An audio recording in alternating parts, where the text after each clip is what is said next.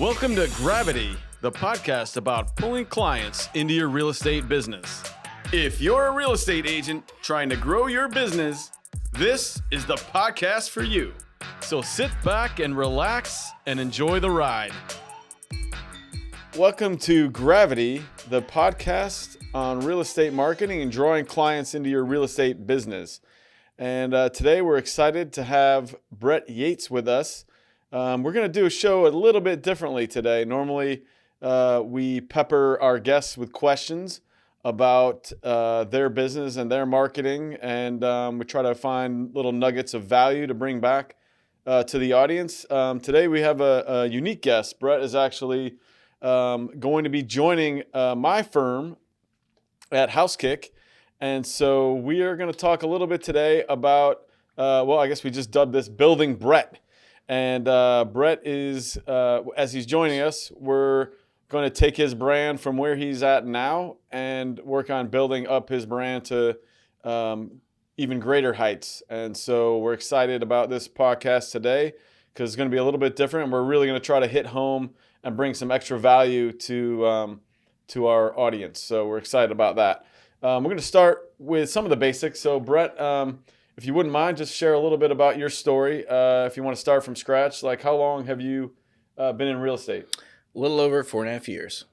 So you got your license 4 years ago, or 4.5 years ago.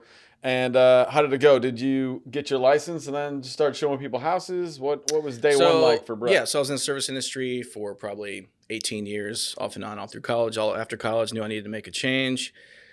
My fellow servers was getting their license, started new construction. And I was already considering it and had started classes. She got me in, so I started new construction. Finished my license, started working there, went to training. Did that a few months, realized I'd rather be in general brokerage, and then went to Keller Williams. And now I work with Guru Realty, working with a lot of investors. But okay, cool. So you jumped right into new construction. I hear that a lot. I think a few of the guests that we've had on the show, as a matter of fact, found that as also their starting point. And of course, all of them have since moved on. So tell me a little bit about what drew you into that originally, and then what triggered the idea like, hey, this isn't really going to be for me long term. It was kind of mutual triggering me and the company. But things are going well. It's just that I always knew I wanted to be in general brokerage. I thought new construction would be great to, of course, learn how more about the ins and outs of houses, how they're built. Things to look for. It's a great way to just have clients come to you, so you can maybe, get that income coming in. And then if you want to make the transition to general brokerage, might have a little more of a bankroll to do so. It seemed like a good strategy, but I just, sitting there every day in that model home, I just, was looking online and all the other homes out there in the area, and I want to be on the go and out and about. So I got you. So maybe you like the idea of being out. Just in that one place. I like being all over the place. So did you find you were sitting there often twiddling your thumbs, waiting for someone to walk through the door? To some extent, yeah. Busy? I work kind of as a, kind of like an associate. So we had like your principal agents, and then I kind of would tee off, the deals and show people properties or the new homes and take them through the models and such, which was, a lot of fun, and I enjoyed it. But I just wanted to be in different places, different houses, different parts of the area. That makes sense. Yeah. All right. So you realized fairly quickly, it sounds like, that the new construction on-site agent wasn't really the spot at that for you. time, for sure. Yeah. So so then you transitioned to Keller Williams. So tell us a little bit about that transition. Was it pretty smooth? Did you have clients already at that point? No. Well, I kind of, so I had bought a townhouse earlier that year. When I first started. And so my buyer agent was with Keller Williams, who I liked a lot. And he was growing his business, and he was on a team, but then was soon to start his own team. So my idea was, to go to Keller Williams, be a part of his, building his team. But right when I came to Keller Williams, he wasn't quite to the point where he could add an agent yet. He had an assistant, but wasn't quite at that point. Gotcha. So I came in as a solo agent. And I just worked for myself. And so that was tough. Now, Keller Williams is great, and they provide a lot of training and tools, but it was all just me. And so I hit the ground running. I got a client from a friend immediately, which was great. And then after that, I just kind of I had to still work part time in the service industry, and it was tough to do without. Real estate is something you have to do full time. You can't just part-time, you're not going to build a business, but so much.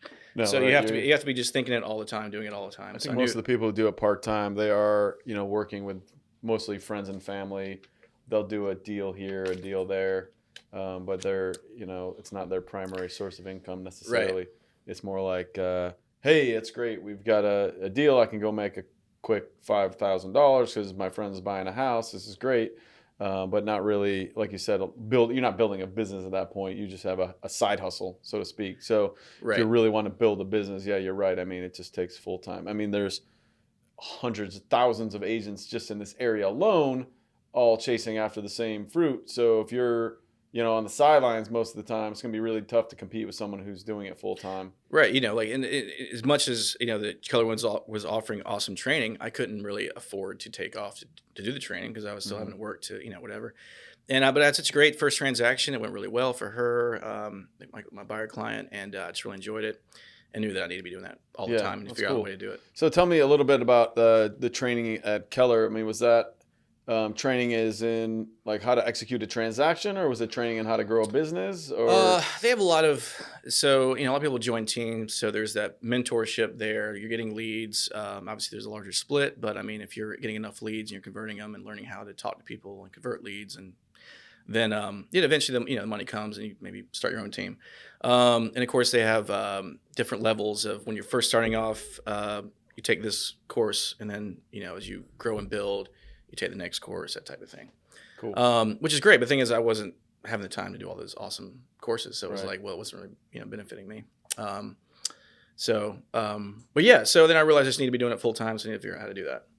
And so at that point, is that when you left Keller to go to this other place? I hadn't left Keller yet. And then I went online. I found this gentleman who also did property management. And the ad says something to the effect of like, converting tenant leads into buyers, some of that effect. So we met up for lunch in Morrisville. Ended up being a legit opportunity. So I was able to. So I was showing properties for lease while I was building my sales business. Gotcha. So which is great. And I was able to negotiate and get like a flat rate to leave my job while I built my commission based business. Within a few months, I was on straight commission. Been on straight commission ever since. That's great. Wonderful. So, and that's how we got to here, right? So that's where we're here. That's day, 4 years. What is that? 1,500. So that was a little over 3 years ago. Yep. All right, great. So that's a little bit about Brett. I think that's important to kind of know, the path that you've gotten to so far. So one follow-up question to that is, like, talk a little bit about your ambition. Like, where is it that you want to be in your business? Like, what is your end goal? Obviously, I want to keep scaling. I want to do more of my own investing, and obviously need capital to do that. And I just really enjoy helping people, and I've gotten to where I, like mentoring younger agents, and it's just, I feel like I could build a nice team and just scale up and just do what I'm doing, but on a much larger scale. Cool. And obviously, marketing and business development and sales is going to be a really important part of that. As all of our other guests have attested to, and I'm sure you can throughout your career, buyers and sellers don't walk around with labels on their back and you walk up and say, hey, come buy with me. But everyone that's walking around, either they're buying or selling or know someone who is. Pretty much is what I've come to realize. But it's hard. It's competitive. Right. We shared a story last week, and I was telling the audience that we were at a pool party over the summertime, and there were 10 people in the pool, and 4 of them were real estate agents. So there was one person in the pool that was thinking about buying a house, and it was like, oh yeah, pick. So unfortunately, that's the nature of the business we work in. The model was set up intentionally to be that way. So if you think about the way that Keller Williams or some of the other bigger firms around town have structured themselves, it is specifically to have lots and lots of agents out there in the world, so that when a buyer or seller is buying or selling a house, one of their agents at their firm happens to know them and will get that deal. If you think about it, when's the last time you heard an agency saying, we're not hiring, we don't want new agents? It's very unusual. Right. They work off of volume. The more agents we have, the more likely one of our agents is to know somebody. the more likely it is that they're going to become a client of ours, and more likely that we're going to make money. So the agents, that's how they've modeled themselves. There's a low barrier of entry for real estate agents. You take a class. How long was the class that you took? 75-hour pre-licensing. So 75-hour pre-licensing. So within a couple of months, typically, you can go from zero to having your license and being a real estate agent and getting paid to help people buy and sell houses. So with that being said, these agencies will often hire as many people as they can get under that idea. Again, if they saturate the market with agents, when it's time for someone to buy or sell a house, one of their agents is likely going to be in a good position. Sure, to do that. and the process of real estate and becoming a real estate agent is very much a weeding out process. Starting with the class is as difficult as any class I took in college as far as the testing and all that. And then, you get to your license, you get through all that. Then you got to, join a firm or brokerage. And of those people, not everyone's going to end up doing it full time or take it all the way. And so, Keller Williams is a great company, and they put, good systems in place and the training, because they know that with those, give them the tools and then see who succeeds, basically. And some people, do, and some people do great. Some people just kind of decide it's not for them, or maybe do a little bit here, a little bit there. So, cool. So you cover, they're covering their bases, I guess. So, all right, we covered a good amount about you and your, kind of where you're wanting to go with the business. So let's now start the process of, all right, it's day one of building Brett, like we talked about earlier. This is day one. And we want to start to build your brand. We want to start to build up your audience, build up your sphere of influence, build up Brett so that people know about you, who you are, what you do, how you can help them, what value you can offer them. Because at the end of the day, that's going to be what connects somebody to you. People are always gravitated towards someone they're able to get value from and or have a connection with. Right. And so it's really important that we do that. So I know I'm cheating a little bit because Brett and I did have a chance to talk about this a little bit last week. So I'm going to kind of dig a little bit deeper on that because I think I know your answer before I ask the question. Okay. But I think the first place we need to start, and we do this with everybody, anytime you're building a business, any business, but in specific to what we're doing here with the real estate is, you got to know who you are, what value you have, and then how you're going to connect that to the end consumer. Just as you would at any product that was going to be positioned. And for you, your product is your time of how you're going to represent somebody when they're buying and selling a house. You're not the actual product. The house technically is the product. People buy or sell the house. Mm-hmm. But before they get to there, they need to buy or sell you first, right? They need to buy that you're the guy who's going to represent them. Sure. So ultimately, your time is your product. Right. So in the process of building you up and getting your message out there to be heard, we need to find a focal point of something that is going to offer value to the client. So I know last week when we talked and I asked you, like, what were you passionate about, or what was your idea to either do a podcast like we're doing now or some videos or things like that, and you sort of gave me a pretty quick answer on that. So why don't you kind of share with the audience exactly what it is that your idea was? So, one reason I love doing what I do is I love, I grew up in this area. I love Raleigh, the Triangle. And I think it has a lot to offer. And of course, we have a lot of transplants coming here all the time. And people looking into the area, people knowing they're going to move to the area, of course, want to know what's going on. Even people that live in the area need to know. They want to know it's constantly in transition and growth. So talking to the people who are the movers and the shakers, the business owners, whether it be the coffee shop owners, the brewers, the commercial developers, chefs who have restaurants, I just think, so doing a little podcast, we just talk to them about, what it is they're doing in the area, their story, and kind of just keep adding value to the area. Because, Yeah, and so this is a great one. There are a lot of different directions you can go there. We've got a landing page right now that's centered on downsizing. So at some point, I'll have an agent who really, really digs in and wants to help people who are downsizing from a larger house to a smaller house. They've hit a different stage in life, and for whatever their particular reason is, they're going to be downsizing, and that would be one vertical. A new home buyer could be another mm-hmm. topic that somebody could build around. New construction. So there's all sorts of opportunities to build your brand around something specific. And I think it's wonderful. You've gravitated towards one that is going to be a popular one, which is building up information about a specific area and what is happening in that area. Sure. So, I mean, the idea is pretty straightforward, right? You're going to go around, like you said, talk to business owners, restaurants, what's happening in this area, in this neighborhood, so that somebody who's in New York or California who's interested in moving to the Raleigh area will then have some cool information. They'll start to learn the area. They follow Brett. They're going to know, like, all right, what's the coolest new restaurant to go to? And maybe they connect with a certain dish that a chef is making, or, you know, maybe they're moving from somewhere and there's a franchise here that they didn't know was here. And they're like, oh, shoot, well, that's a pizza joint that I go to in New York. And now they got an branch in Raleigh. Like, yeah, okay, I feel good about that. Like, oh, yeah, cool.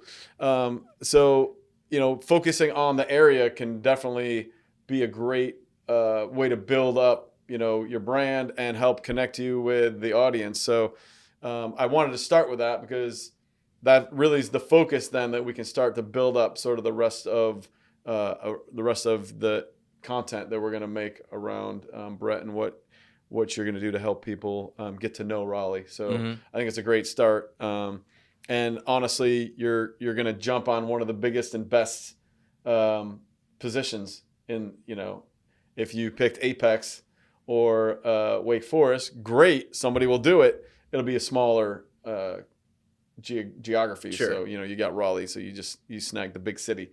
So congratulations on that. We'll specify on a particular piece. Yeah, exactly, part of Raleigh about exactly.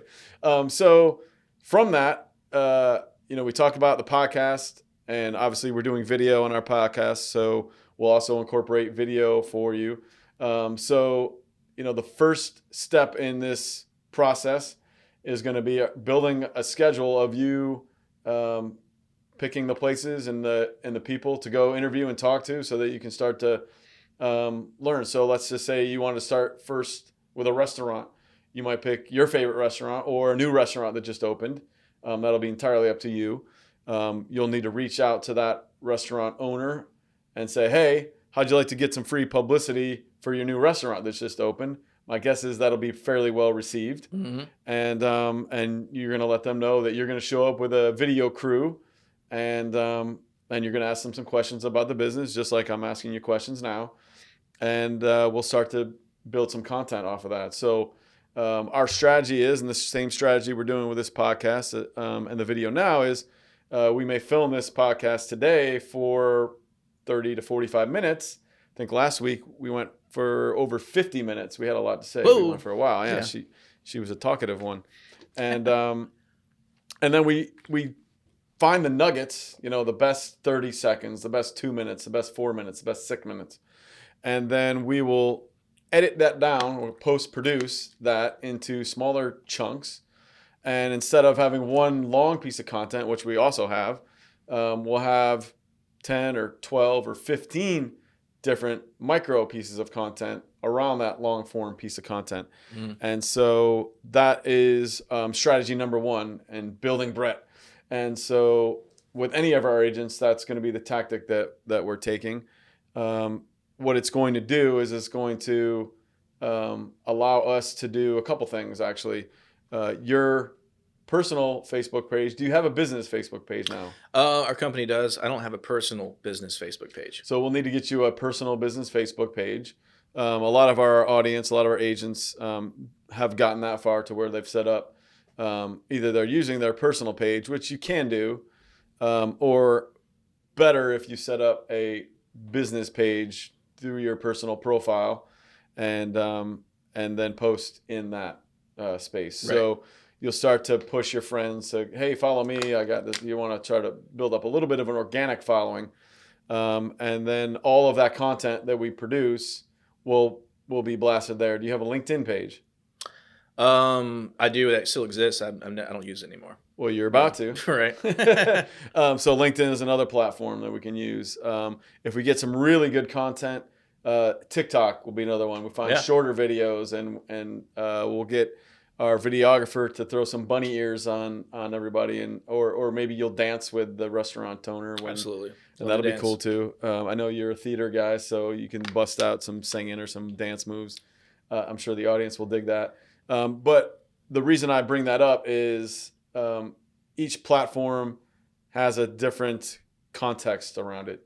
So on LinkedIn, I'm probably not going to have you in bunny ears and dancing. The sweater look that you got going right now and a nice professional look is going to play better on a more business driven format like LinkedIn, where on TikTok it's different. Like, right. You don't want to be, stiff. You want to be dancing and have some music going on and put like the bunny ears on and the clown nose, whatever you're going to do. So each platform has its own sort of context, and then formatting whatever it is that we're talking about around that context is going to be really important. But the main thing is just if you can think about the idea of you'll go out for, let's say it takes you an hour to go and meet this restaurant owner and film this podcast about this restaurant, maybe highlight some of their dishes, whatever it is that you're going to talk about in that time. And then we can break that into smaller chunks. And then for the next 7 days, all of those things are going to be released through your social media platforms so that we can start to build up an audience, because that's really what we're trying to do. Yeah. And it's super important that we're doing, something of value to the audience. Nobody wants to hear you self-promote, hey, I can find you a house. I'm really cool. Like, find me a house. No, you're bringing value. You're saying, hey, I'm a real estate agent, but I'm active in the Raleigh community, and check out this new restaurant. I loved it. It was amazing. This restaurant owner is fantastic. It doesn't always have to be a restaurant. Obviously, we're talking about that, but it could be, a daycare facility. It could be a school. It could be whatever it is that you want to talk about. The creative, outlet is sort of yours to sort of guide how you want to push that. I'm here, obviously, to help bounce ideas off of and sort of make sure you stay in the zone so that we have some consistency, because what we don't want to do is build up Brett is the best Raleigh agent and knows all about the restaurants here and there, and then you go to Chattanooga, Tennessee, and do a restaurant. That's not really consistent with what we're trying to do. We're trying to build up that Raleigh, and that if someone's watching you because they're thinking about moving to Raleigh, like, you're the guy, not if you're going to Chattanooga. So that's really important that we do stay in our lane as we're building up this content. So that's phase number one. Now, as you can imagine, as we're building this content, much like this show is now, the first show that we filmed, we didn't have a whole lot of people watching. As a matter of fact, we probably still don't have a whole lot of people watching, but that's okay. This is all part of the process, and we're actually executing this process on behalf of us while we're executing this process on behalf of you as well. So this is our 4th episode, and our strategy right now, and we're executing that, which is taking the long form, making short form pieces of it.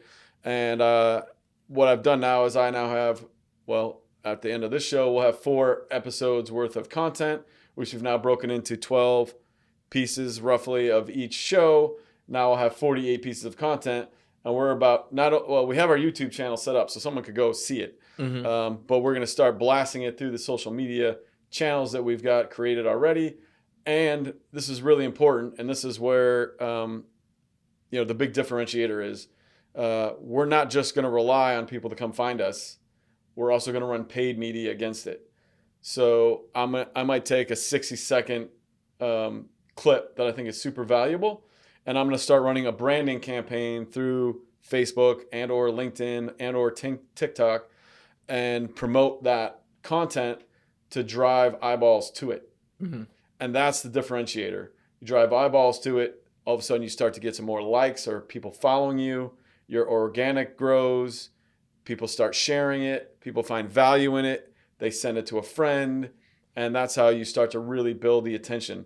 So whereas most people that are doing this type of stuff, and there are a lot of agents posting in their social media pages, 2 mistakes they're often making are, number one, they're not providing value, because it's not value to me that you sold another house. I don't care that you sold another house. Great for you. Tell me something that's going to help me, right? You sharing about a new restaurant that opened in Raleigh. If I'm in New York and I'm thinking about moving here, and it happens to be a restaurant that I'm interested in, wow, that really helped me get to know the area a little bit, right? You see the difference? Versus you promoting, oh, I just sold another house, or oh, I have another listing.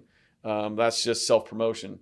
You're actually giving something of value. You're not necessarily promoting yourself. You just, you're saying, hey, I'm Brett. I can help you with a house, but here's what I'm doing, in the area to help bring some value to the end user. So we're executing that same strategy on our end, and then amplifying it through the paid media to sort of continue to build up our audience and try to get followers. Because at the end of the day, if nobody knows that you're a real estate agent, you're going to have zero business. They don't know about you.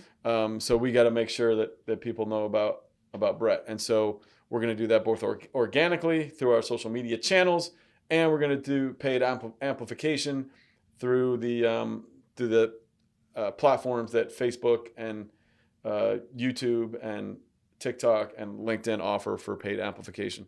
And that's really going to drive the business. So if I'm going to talk, and I think I talked about this a little bit last week, but if I'm going to drive a point home, it is to the agents who have been trying online or social media advertising, or marketing. They just put stuff on their page and they expect everyone to just care and follow them all of a sudden, and it doesn't happen. They get frustrated and they quit. I see that a lot. If you go look at a lot of agent blog posts, for example, they started blogging in 2018. They blogged, 7 weeks in a row, and then they realized no one's paying attention, and they're like, well, this sucks. And so they quit and they go, well, blogging doesn't work. Well, it's not necessarily that. It's just, A, you didn't give enough time. B, your blog might not have been very good. You might need to improve what you're talking about. And C, nobody may have known about it. You didn't run any amplification so that people could find out about it. So the strategy works. It works 100%. The variables are the creative. In other words, what you're saying of value that people are going to care about, and then how you can promote it in the platforms that we're going to be using. So that's sort of the start. I think we have a great start. I think you going out there and talking about what's going on in Raleigh is going to be super valuable to people. I think it'll be valuable to people in Raleigh, let alone people outside of Raleigh. There's so much to explore here that people don't even, restaurants and events, and obviously things are a little different right now, but I'm always finding about things that I didn't know were going on. And I'll find out about it after the fact. I'm like, really, that would have been great. It would have been great to know. It would have been great to know. So a quick question though. Let me ask you about this. Obviously everything's a little bit different in a COVID world. What is your take on that? Like, what have you, I know you're in Raleigh, and where do you live downtown? Where? Kind of like East Raleigh, just outside the Beltline, between the Beltline and Nightdale. Okay, so you're not too far from downtown over there. But like, what's your pulse, I guess, right now on the city as we're moving into 2021 and everything that's happened this year, which has been pretty wild. Everyone knows how crazy the triangle market is overall. It consistently ranks in the top with like Austin and Denver and all those places. But I mean, personally, I've seen it seems to me that we are getting a little bit of an influx probably from elsewhere because of this. People who are considering moving, who have put it off, and then this happened. They're like, well, now I'm leaving New York or California or whatever.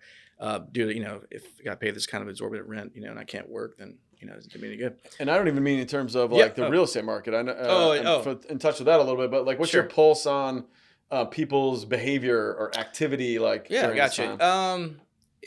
Yeah, it's definitely been interesting. I'm still out and about, so I still see plenty of the traffic's not quite as bad, but it's still a lot going on. People are still out and about, and and it looks like I think we're faring a lot better. I think maybe some other places in the country, but it's so hard to say. So when you go out to restaurants, you're still seeing people there, and you go out safely and do it, but people are still out and about, and I think I think we're gonna do okay. I think Raleigh's gonna be all right.